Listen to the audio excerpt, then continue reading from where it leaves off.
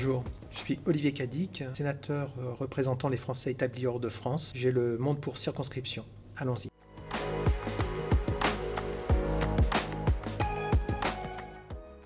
Les élections consulaires permettent d'élire les représentants pour les Français établis hors de France dans chacun de leurs consulats.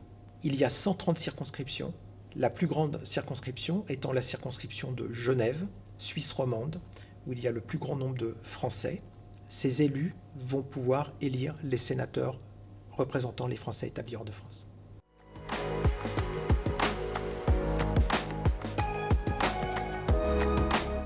Ce qui est dangereux pour la démocratie, c'est de ne plus voter, de trouver une bonne raison qui justifie qu'on ne vote plus. Donc même en cas de pandémie, il faut trouver des moyens pour pouvoir voter tout en respectant les conditions sanitaires.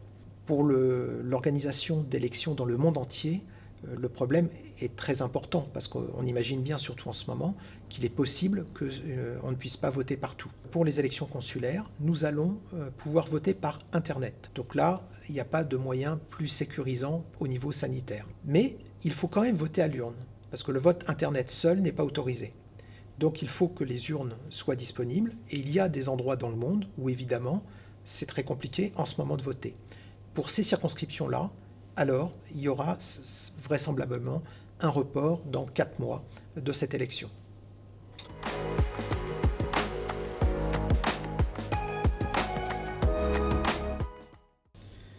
Alors on devrait considérer que le pays à prendre en exemple, c'est celui qui a eu le moins de cas et le moins de morts. Et ce pays-là, c'est Taïwan, et c'est le seul pays qui n'est pas à l'OMS, avec 1200 cas enregistrés et 12 morts depuis le début de la pandémie. Mais on est en train de parler d'une île, 12 millions de personnes, et quand je regarde ce qui se passe dans le monde, eh bien, il y a aussi des pays qu'il ne faudrait pas copier. C'est très difficile de savoir quel est le pays dont il faudrait s'inspirer, parce qu'il n'y a pas que le problème de la santé, il y a aussi le côté de l'économie, le côté des libertés individuelles, le côté de l'accès aux écoles.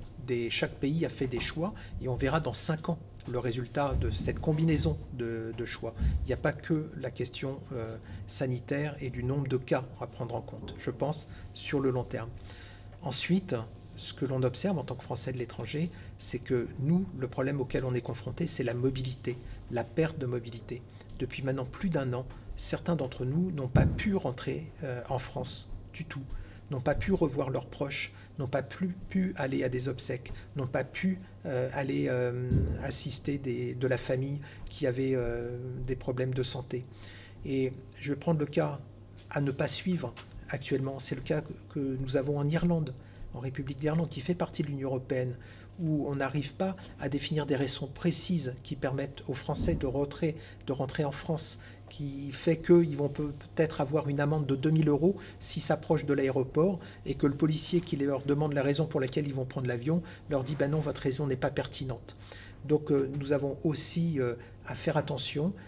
On peut s'améliorer, mais il y a aussi des dispositions qui sont prises dans d'autres pays qui ne sont pas à copier.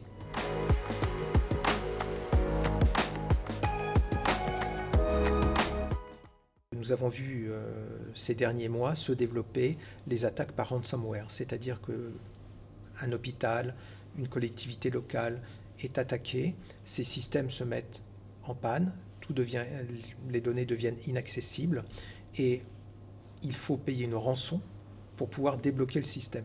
Alors la première des choses à bien dire, c'est qu'il ne faut jamais payer cette rançon. L'ANSSI est l'agence qui nous protège en termes de sécurité informatique. Un plan a été mis en place pour aider justement ces collectivités locales, ces hôpitaux. Un plan qui leur permet de financer des audits de sécurité pour savoir où ils en sont. Il faut absolument que ces organismes aillent vers l'ANSSI et mettent en place ces audits. Un deuxième point, on va mettre en place une réponse pour les ETI, les entreprises de taille moyenne, parce qu'il y a des réponses pour les hôpitaux, pour les grandes administrations avec l'ANSSI. Il y a cybermalveillance.gouv.fr qui va répondre au grand public. Vous avez un problème qui vous arrive, vous allez sur cette plateforme, vous allez savoir ce qu'il faut faire. Mais il y a des problématiques qui sont liées aux PME. Et là, il va y avoir une réponse de centres régionaux qui vont être mis en place. Enfin, il y a une préconisation que je fais depuis maintenant 18 mois, qui est qu'il y ait un numéro unique d'appel en cas de problème cyber. S'il y a un incendie, vous appelez les pompiers. S'il y a une attaque dans la rue, vous appelez la police. Eh bien, il nous faut un numéro, comme en Israël. Quand on a une attaque cyber, on va appeler ce numéro unique.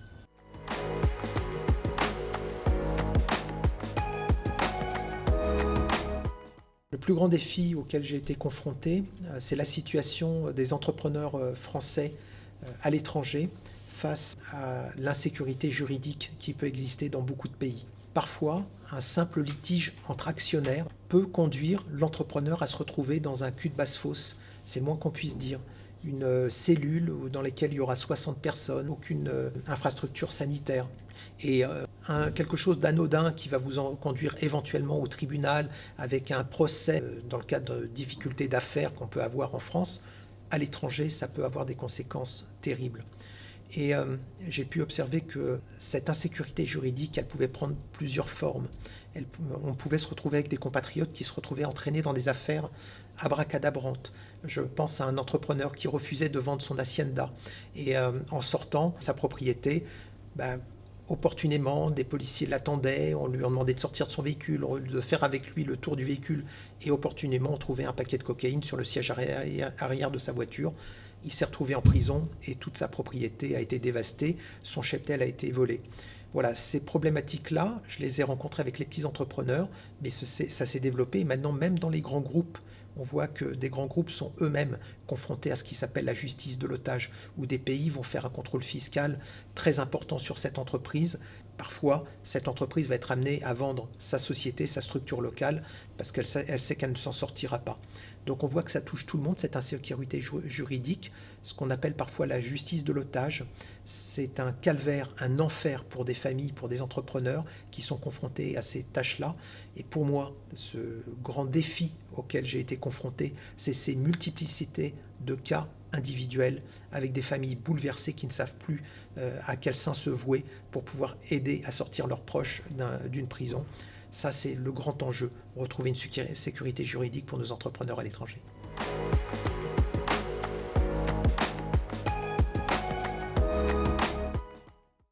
Tout d'abord, ma fierté, c'est d'avoir fait partie de ceux qui ont cofondé l'UDI, avec Jean-Christophe Lagarde, notre président d'aujourd'hui, bien sûr, Valéry Giscard d'Estaing, Simone Veil et Jean-Louis Borloo. La force de l'UDI, c'est assurément l'international, cette vision européenne.